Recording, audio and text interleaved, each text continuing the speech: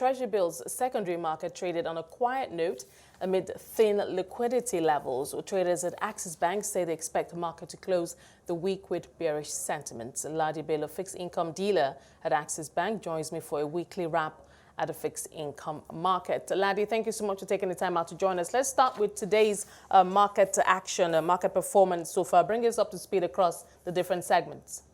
Hi, good afternoon, Esther. Thank you for having me. Well, both the T-bills and bonds markets have traded with fairly bearish sentiments amidst the thin levels of liquidity in the system, as well as the general expectations of an upward trajectory in yields.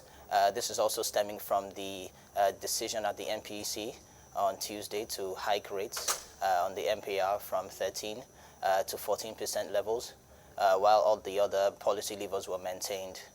In the Treasury bills market, most of the emphasis has been seen on the special bills, particularly on the 90 days, which has gradually trended up from last week levels all the way to 100 basis points hike, which is what we're seeing at about 12% levels on the November special bills. Within the bonds market as well, we've seen the short end of the curve remain largely muted. We saw the results of the FGN monthly bond auction on Wednesday, which was debited on Wednesday. The 2025s, which is the shortest tenured on the run bonds, trending up from around 10.1 to 11% levels, which represents a 90 basis points hike in yields. And this is quite, this was quite expected given the results at the MPC auction on Tuesday. With regards to the belly of the curve, on the run there is the 2032 maturity, which also trended up from about 12.5 levels and is currently at the 13% handle. The long tenured on the run bond has seen the most interest, which is the 2042 bond, which from the last auction closed around 13.15% levels.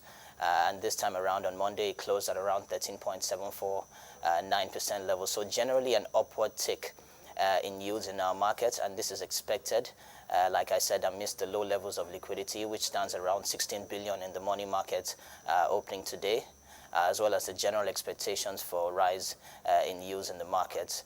We've seen inflation at an all-time high with regard to this current administration, which currently stands at around 18.6% levels, coming from about 17.71% levels, which represents about an 89 basis points uptick in yields. If I could just come in here, upward tick, as you said, across the board. But I'm just wondering, how much longer can this rate be maintained? Can we expect, going forward now, perhaps in the next couple of weeks, to see the market maintain this rate, or are you expecting a change in the liquidity situation at the market that could either put a pause on that rate, on those on rates climbing, or even bring them down?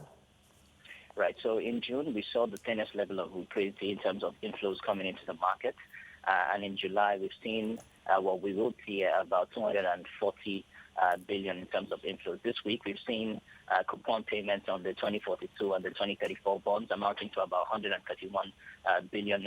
Despite this, we haven't seen a lot of activity in both our markets, and the bearish trend continues to be dominant. So I think the only time we're going to see a downward trajectory in yields would be when we have excess cash in the system, which we don't expect to see anytime soon. So by and large, we'll continue to see the pressure in terms of yields in our market, and we'll continue to see that upward trend up until we see a reversal in the inflation figures, a reversal in terms of the liquidity situation in the country, and a general expectation in terms of the global markets, as we've seen Fed and the Bank of England continue to hike yields across the globe.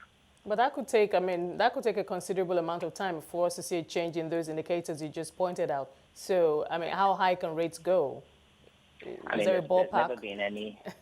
There's never been any ceiling in a sense, but there's definitely been a floor, which was experienced in the year 2020, where we saw the long-tenured instruments trend from about 14.5 to about 7.6% levels on the 2049 and the 2050 maturities.